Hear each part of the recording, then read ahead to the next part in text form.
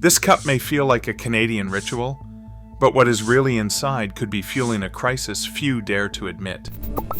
In 2014, Tim Hortons stopped being a Canadian icon and became a profit machine, with multinational owners pushing drinks loaded with more sugar than a can of Coke. Behind every so-called coffee, there is a calculated strategy connecting your daily order to the surge in diabetes and obesity across the country. The consequences are not just personal, they are national. So how did the chain that built Canada's morning become a silent engine for addiction? The truth starts with what changed behind closed doors. In December 2014, Tim Hortons ceased to be a Canadian-owned company. The brand was folded into Restaurant Brands International, a holding company based in Bermuda and controlled by 3G Capital, a global investment firm known for aggressive cost-cutting. The deal, valued at over $12 billion, was pitched to investors as a way to create one of the world's largest fast food empires, combining Tim Hortons with Burger King under a single corporate umbrella. But the real power shifted even further from Canadian communities. 3G Capital executives, already famous for their zero-based budgeting philosophy, imposed a system where every dollar spent on ingredients, equipment, or labor had to be justified from scratch each year. Their approach was simple: cut costs, maximize margins, and deliver steady returns to shareholders, not to local customers. The structure of the deal insulated the new parent company from Canadian tax laws by registering headquarters in Bermuda, a known tax haven. Proxy statements and press releases at the time made clear that the mission was international expansion and shareholder value, not preserving the original Tim Hortons recipe or culture. With 3G Capital's track record at companies like Kraft Heinz and AB InBev, franchisees and employees understood what was coming: menu changes, new suppliers, and a relentless focus on profits. The old Tim Hortons board was replaced. Decisions on sourcing, product development, and even store operations now flowed from Restaurant Brands International offices and the priorities of global finance. The Canadian icon became a line item on a multinational ledger, its fate determined by quarterly earnings calls and investor presentations, not by the communities it once served. Inside the boardrooms of Restaurant Brands International, Tim Hortons became more than a coffee chain. It turned into a portfolio asset, measured by quarterly growth targets and profit margins. After the takeover, executives zeroed in on a new metric: average ticket value. Every customer's order was dissected, not for taste or tradition, but for revenue per visit. In investor presentations from 2015 onward, specialty beverages, iced cappuccinos, flavored lattes, and frozen concoctions were highlighted as the engine for ticket growth. These drinks cost pennies more to make than black coffee, but could be sold for twice the price. Earnings calls described them as premium mix drivers, a term that quietly replaced any talk of simple coffee. The logic was hard to miss. Black coffee, once the core of Tim Hortons' identity, carried slim margins. Specialty drinks, loaded with sugar and dairy, offered higher markups and endless room for upselling. Corporate key performance indicators began to reward locations that pushed these beverages, not the old double-double. Menu planners and food scientists were tasked with inventing drinks that would tempt both regulars and new customers into spending just a little more. The result was a wave of new products, each more elaborate and more profitable than the last. Behind the counter, franchise owners felt the shift. Promotions, recipe cards, and training materials all pointed to the same goal: move customers up the value chain. The Tim Hortons menu became a showcase for margin, not for heritage. What landed in the cup was shaped less by Canadian taste than by a spreadsheet in Miami or a slide deck in Bermuda. The path from boardroom to recipe book was paved by the relentless pursuit of profit, with sugary beverages leading the way. Every morning, drive-through lines across Canada crawl with commuters clutching a drink they believe is coffee. The iced cappuccino sits at the top of Tim Hortons' specialty menu, advertised as a refreshing pick-me-up. But the numbers tell a different story. A single medium iced cap packs nearly 45 grams of sugar, more than what is found in a can of Coca-Cola. Official nutrition guides confirm this, and independent lab analysis using high-performance liquid chromatography matches the tally. Sugar is the first ingredient listed, coming in ahead of coffee, dairy, or even water. Modified milk ingredients and coconut oil follow close behind, forming the creamy base that gives the drink its signature texture. Only after these sweeteners and industrial fats does instant coffee powder appear, buried in the middle of the label. For many, the iced cap has become a daily ritual.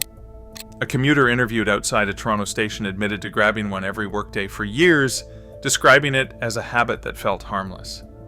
Yet, a medium iced cap delivers almost twice the sugar of a chocolate bar, and nearly all its calories come from carbohydrates and fat. The drink is engineered to go down easy, cold, sweet, and smooth, masking the fact that it is closer to a dessert than a cup of coffee. The caffeine content hovers around 150 milligrams, but the real jolt comes from glucose, not beans. Tim Hortons does not hide these numbers. The nutrition panel is there for anyone willing to look, but the marketing frames it as a coffee treat, never as a sugar bomb.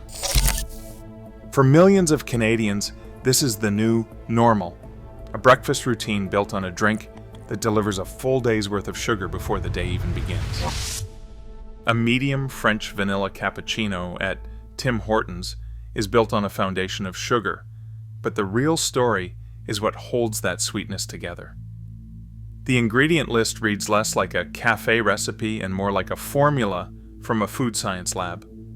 Dipotassium phosphate keeps the milk from curdling and gives the drink its smooth, stable texture. Mono and diglycerides, emulsifiers made from fats, help blend the coconut oil and water so every sip feels creamy and never separated. Sodium silicoaluminate, a fine white powder, acts as an anti-caking agent, stopping the powdered mix from clumping in the bag or the cup. Silicon dioxide, another anti-caking additive, absorbs stray moisture so the powder flows like sugar. Gar gum, a thickener from beans, turns the liquid base into something closer to a milkshake than coffee. These are not exotic chemicals in the food industry, but their combined effect is to disguise the drink's true nature. Sugar and modified milk ingredients dominate the label, with instant coffee appearing only after the stabilizers and thickeners. Natural and artificial flavors round out the formula, masking any aftertaste from the industrial base. In total, a medium French vanilla delivers about 45 grams of sugar, nearly twice the World Health Organization recommended daily limit for adults, and far beyond what is advised for children. A former franchise technician described the process as making a stable dessert you can sell as breakfast. The goal is not just taste, it is shelf life, texture, and the ability to deliver the same cup in every store, every day, at the lowest possible cost. The result is a drink engineered for consistency and craveability, not for quality or nutrition. For many customers, the French vanilla has become a morning staple, but what is in the cup is closer to a processed milkshake than anything served in a traditional cafe. A small cup of Tim Hortons hot chocolate sits on the counter, steam curling above the lid. The label calls it a treat, a reward after a cold morning on the rink or a quick stop after school. But the numbers on the nutrition panel tell a different story. In just 10 ounces, this drink delivers 240 calories, 38 grams of sugar, and 360 milligrams of sodium. That is more sugar than most desserts, packed into a portion marketed directly to children. Parents line up after hockey practice, handing over cups to rosy-cheeked kids who see hot chocolate as a badge of effort, a little celebration of teamwork. Store posters show smiling families, mittens and scarves, cups in hand. Nowhere do they mention that a single small hot chocolate contains more than a child's entire recommended daily sugar intake. For many families, this is a weekly ritual, sometimes a daily one in the winter months. The drink is engineered for appeal, sweet, creamy, and rich, with just enough salt to keep you reaching for the next sip. The sodium level, 360 milligrams in a small serving, rivals some fast food fries. For a growing child, that is a heavy load on top of whatever else the day brings. Sodium and sugar together increase the appeal and the risk. Hot chocolate at Tim Hortons is framed as harmless fun, a reward for effort, a way to warm up and connect. But behind the friendly advertising and the familiar paper cup is a product that quietly sets up the youngest customers for a lifetime of sugar cravings. The ritual is Canadian, but the risks are real. The next section will look at what this exposure means for children's health and how these habits follow them into adulthood. Inside Tim Hortons stores, the sound of brewing used to be a kind of morning anthem, steady, familiar, reassuring. But as complaints about burnt or watery coffee began to spike across Canada, a different story started to circulate among those who kept the machines running.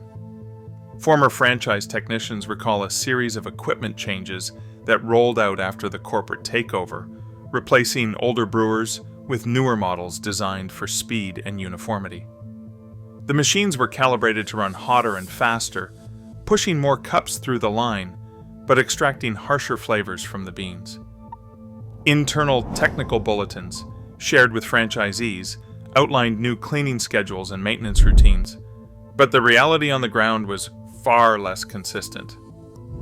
Some locations kept up rigorous standards, while others let machines run without regular descaling or filter changes, introducing even more bitterness and inconsistency into every cup. Behind the scenes, decisions about roast level and grind size shifted as well. Suppliers were instructed to deliver beans roasted darker, a common industry tactic to mask lower-grade coffee. The result was a cup that tasted more burnt than bold, more bitter than balanced. Franchisees, under pressure to control costs, sometimes stretched cleaning intervals or used water that was not properly filtered. The combination of these changes, equipment, roast, maintenance, meant that no two Tim Hortons served quite the same coffee. For longtime customers, the difference was unmistakable. The promise of a reliable cup had given way to a lottery of taste, with every store a roll of the dice. As the chain's focus moved to specialty drinks, the core product that built its reputation faded into the background, replaced by a formula optimized for efficiency, not enjoyment. Commuters who once reached for a Tim Hortons cup by habit are starting to look elsewhere. McDonald's, once dismissed as an afterthought in the Canadian coffee scene, quietly invested in premium Arabica beans and upgraded brewing equipment across its McCafe locations. The result is a cup that is smooth and consistent, and for many tastes more like the Tim Hortons coffee they remember from years ago. Informal blind taste tests run by local media and online reviewers tell a revealing story. When the brand is hidden, a surprising number of Canadians now pick McDonald's coffee over Tim Hortons. These are not clinical trials, but the pattern keeps showing up. Fewer people recognize or prefer the taste of Tim's. On social media and in workplace kitchens, the old certainty about which chain serves the better cup has faded. Price matters too. In city after city, a medium McCafe coffee is often a few cents to a few dozen cents cheaper than the same size at Tim Hortons. Menu boards and receipts from Toronto, Winnipeg, and Halifax show McDonald's brewed coffee undercutting Tim's by anywhere from 10 to 30 cents.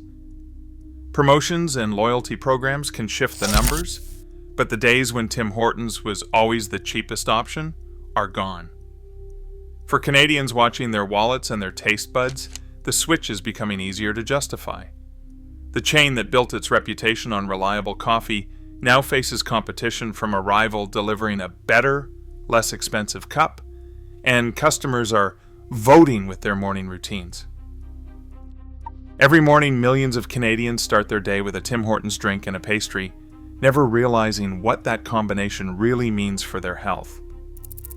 A medium iced cappuccino and a muffin together contain 76 grams of sugar, triple the recommended daily limit for women, and double for men, according to Health Canada. That is a startling amount of sugar. For a child, that is more sugar than they should have in an entire day, all before the school bell rings. For many young people, this is the norm, not the exception, and that is dangerous. National surveys show that 68% of Canadian adults are now classified as overweight or obese. Among children aged 5 to 17, nearly 1 in 3 falls into that same category. Childhood obesity is becoming the new normal. Type 2 diabetes, once rare in children, has doubled in the past 2 decades. Pediatricians now treat kids for high blood pressure, fatty liver disease, and sleep apnea, conditions that used to be seen only in adults. This rise in diabetes is alarming. Dr. Amrita Singh, a pediatric endocrinologist, says she has seen children as young as 9 with blood sugar levels that would have been unthinkable a generation ago. These are not isolated cases. We are seeing a pattern where kids who start their day with sugar-heavy drinks and snacks are on track for serious health problems by their teens. Her warning is urgent. The Canadian Pediatric Society warns that obese children have a 70 to 80% chance of becoming obese adults. That brings a projected reduction in life expectancy of 2 to 5 years. The risk is real and measurable. For many families, the ritual of a Tim Hortons run after hockey practice or before school feels harmless and even patriotic. But the numbers tell a different story. What feels harmless can be harmful. The drinks and treats that have become part of daily life are quietly fueling a public health emergency, 1 cup at a time. A commuter stands at the kitchen counter pouring coffee grounds into a filter. The bag costs $12 and will last for weeks. Each cup, brewed at home, comes out to about 35 cents, less than a third of what a specialty drink costs at Tim Hortons. The math is simple, but the habit is harder to break. For years, the lineup at the drive-thru has felt automatic, part of the morning rush. The real obstacle is not price or even convenience. It is the way these drinks are engineered to keep you coming back. Food scientists call it the bliss point. That is the precise mix of sugar, fat, and flavor that triggers the brain's reward system. In a medium iced cap or French vanilla, that sweet spot lands right around 45 grams of sugar. The sensation is smooth and comforting, masking the fact that most of what is in the cup is sugar, not coffee. The more often you reach for it, the more it becomes a craving, not just a treat. A hockey parent opens their family's pantry, weighing the options for the next early morning practice. Instead of picking up hot chocolate on the way, they fill a thermos with homemade cocoa, half the sugar, a fraction of the sodium, and none of the hidden additives. The cost is about 40 cents per serving. The ritual stays, but the risk drops. Breaking the cycle does not mean giving up coffee or comfort. It means seeing the difference between an engineered craving and a real morning routine. Every cup is a choice. Stick with the formula designed to hook you, or take back control 1 brew at a time. Right now, more than 2/3 of Canadian adults live with overweight or obesity, and childhood rates keep climbing. Every sugary cup sold as coffee shapes lifelong health habits, not just taste. The real cost is not in the wallet. It is in the nation's rising rates of diabetes and heart disease. The drink you choose tomorrow is a vote for what breakfast becomes. What will you put in your cup? Share your thoughts below.